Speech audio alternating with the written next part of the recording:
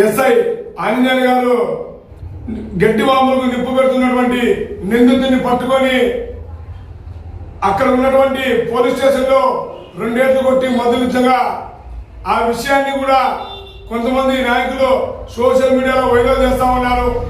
మరి నేను ఇవాళ అడుగుతా ఉన్నా, ఇవాళ ఎవరైతే సోషల్ మీడియాలో పోస్ట్ చేస్తున్నారో ఆ నాయకులందరినీ నేను ఈ మీడియా సాక్షిగా సూటిగా ప్రశ్నిస్తున్నా.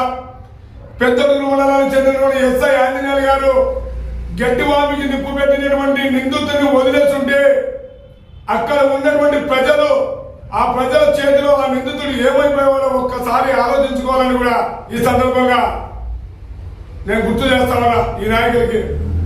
అక్కడ ఉన్నటువంటి ప్రజలు ఎంత ఆగ్రహంతో రగిలిపోతున్నారో, ఎంత ఆవేశంతో ఊగిపోతున్నారో. ఈ గడ్డి వామికి నిప్పు పెట్టినటువంటి నిందితుని వదిలేస్తే అతను బతుకుతాడా? బతికించే అవకాశాలు ఉన్నాయా? ఒకేసారి చంపేకైనా సిద్ధంగా ఉన్నటువంటి ఆ ప్రజల దగ్గర నుంచి ఆ నిందితుడిని కాపాడే ప్రయత్నం చేసినటువంటి మన ఎస్ఐ ఆంజనేయులు గారిని కూడా ఈ సందర్భంగా నేను గుర్తు చేసుకోవాలా.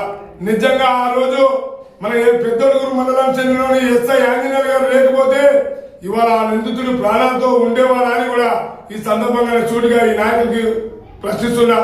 ఏ నాయకులైతే సోషల్ మీడియాలో పోస్ట్ చేస్తున్నారో ఆ నాయకులందరినీ ఈ మీడియా సాక్షిగా ఉమ్మడి అనంతపురం జిల్లా ప్రజల సాక్షిగా చూడిగా ప్రశ్నిస్తున్నా. గతంలో అయ్యన్న పాత్రుడు మన దళిత బిడ్డపై చేయి చేసుకున్నటువంటి విషయం పైన ఎందుకు మీడియా ముందుకు వచ్చి మీరు మాట్లాడలేకపోతున్నారో కూడా సూటిగా ప్రశ్నిస్తున్నా ఈ నాయకులకి.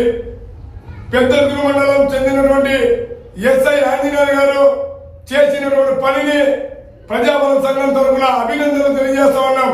అదేవిధంగా అనంతపురం జిల్లా ఎస్పీ గారు కూడా ప్రజాబలం సంఘం తరఫున ఒకటే గుర్తు చేస్తాం. సార్, ఇవాళ పోలీస్ వ్యవస్థలో సిన్సియర్ గా పనిచేస్తున్నటువంటి వ్యక్తి పెద్దలూరు మండలానికి చెందినటువంటి ఎస్ఐ ఆంజనేయ సార్ గారిని కూడా చాలా గర్వంగా చెప్తా ఉన్నాం.